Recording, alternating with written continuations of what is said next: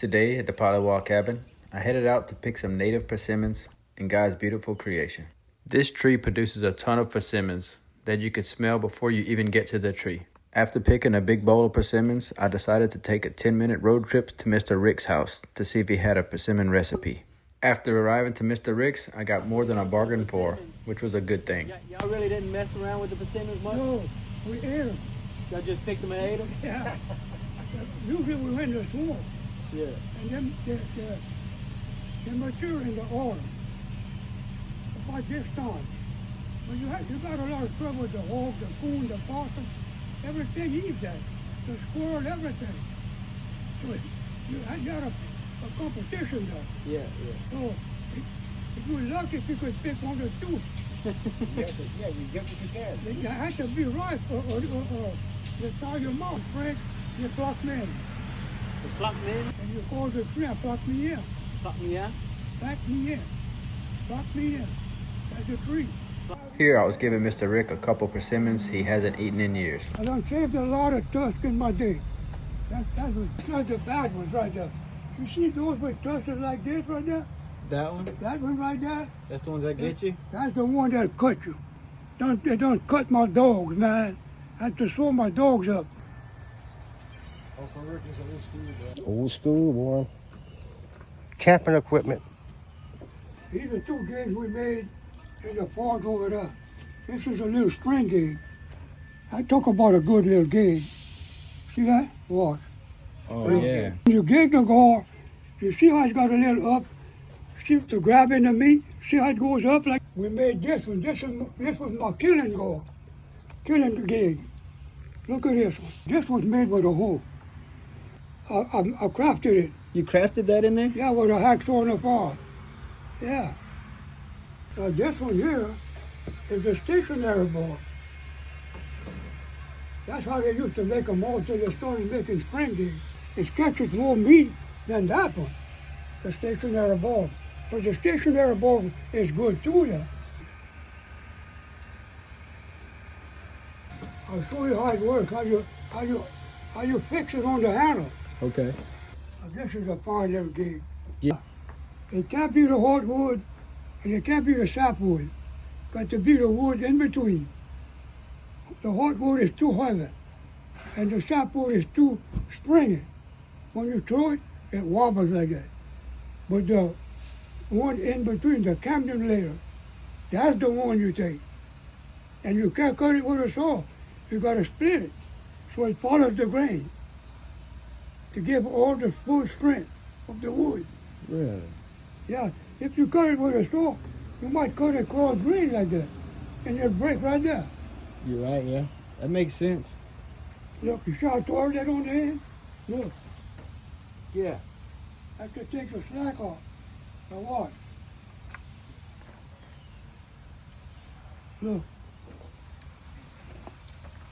Okay. now look at that. Perfect.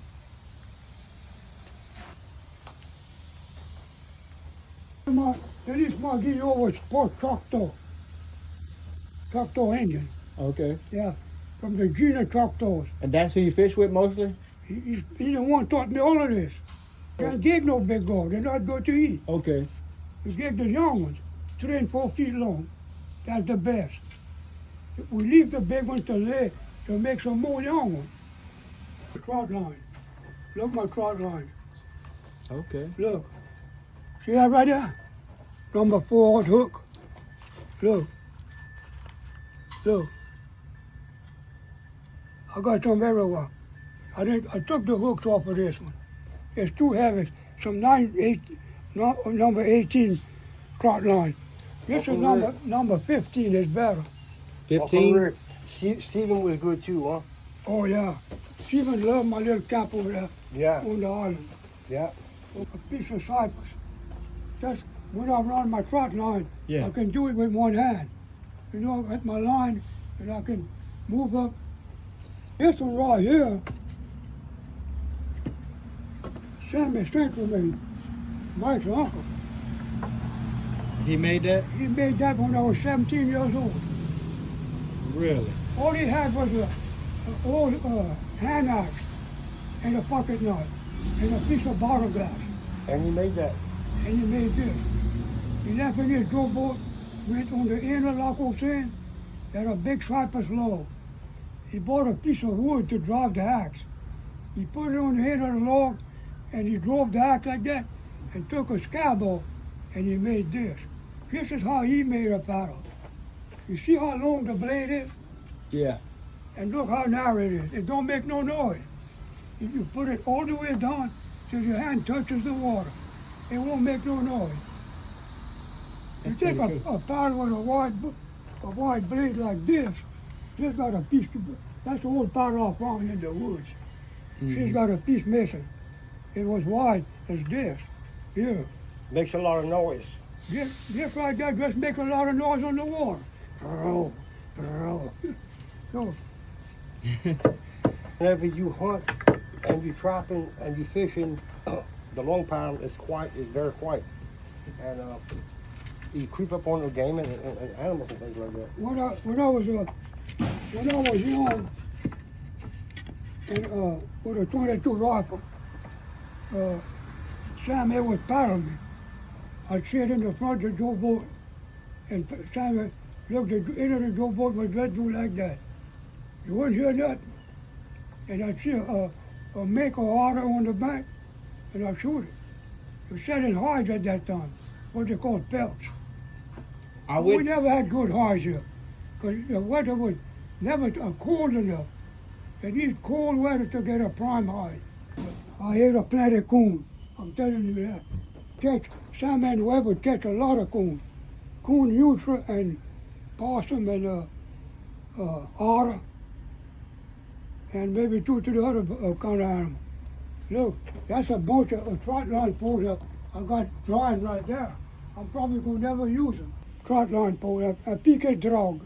Okay. This was my old swamp box. I had my pots and pans and everything in there. This right there. A box that you put a block of ice in. That was the first refrigerator.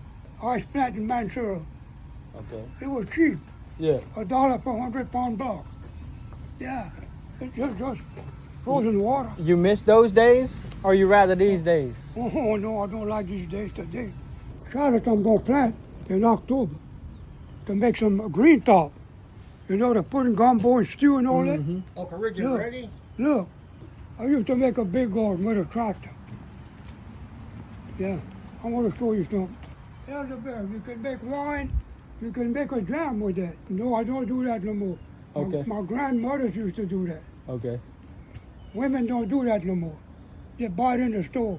That's what you can figs in. You can figs in that. And I put my stuff in here. You see it ties. See right here? That's when I was raising cattle and hog in the swamp. I'd bring my coffee and my water and my lunch in here. Okay. Yeah. And whatever else I had to put in there. You call that a sac de bout. Double inside, you call that. I gave one to Mirel. Ask him to show you that knife I made. Okay. And I gave one to Rodney. Another skinning knife. Come see something, the size of this tree. Believe it or not, Daddy Smart carried that tree in his hunting bag. It was a little sapling about that tall. It was in a bank. He pulled it out like that, put it in the old bread bag. We carried empty bread bags to put our rabbits and stuff in, so it wouldn't get blood in the hunting bag. Yeah. You think it's short? I bought that when I was 16 years old. It was about that wide. That big. Yeah. Look how it is now, and it's still just as the wall I catch when I. You sharpened it quite a few times. Yeah. I see you got some black walnut over there you picked. Oh yeah. Yeah. I picked that. Come see me. That's why I get my figs. Okay. That's some good figs.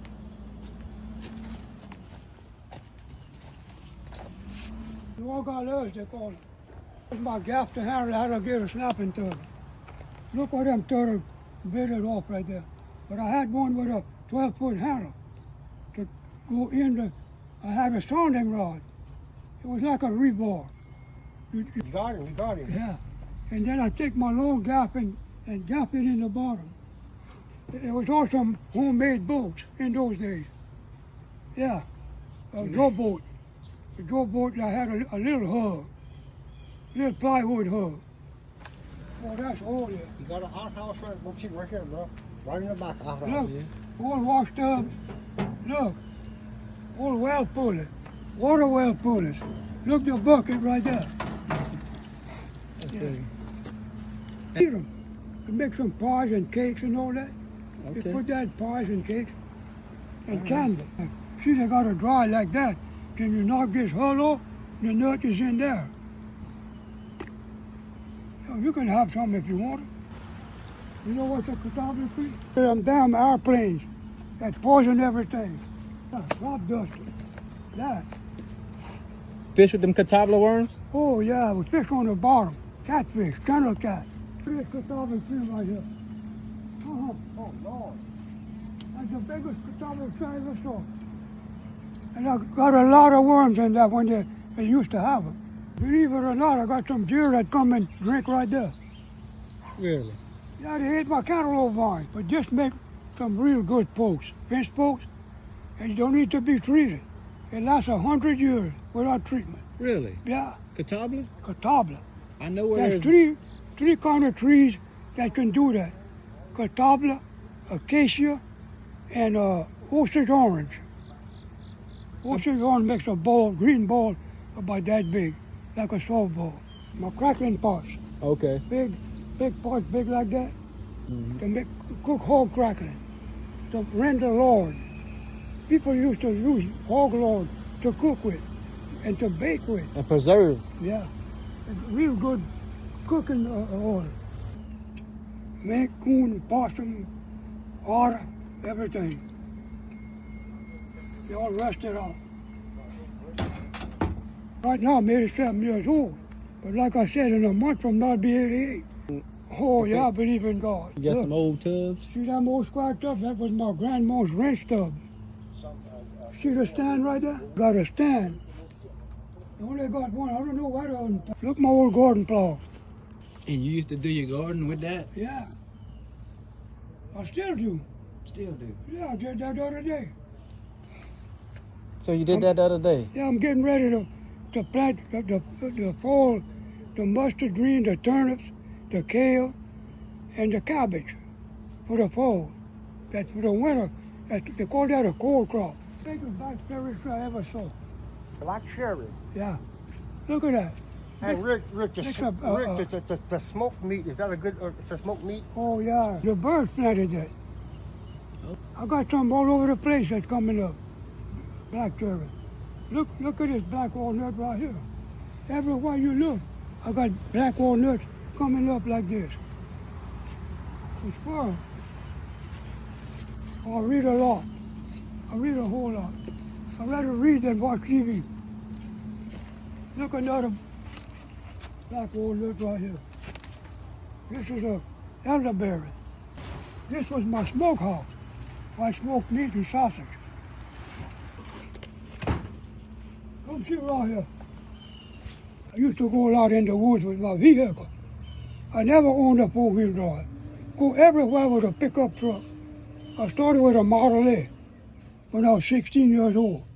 I bought a Model A when I was 16. $300 cash. Paid in full. Look at this waste right there. That's what I carry in my truck.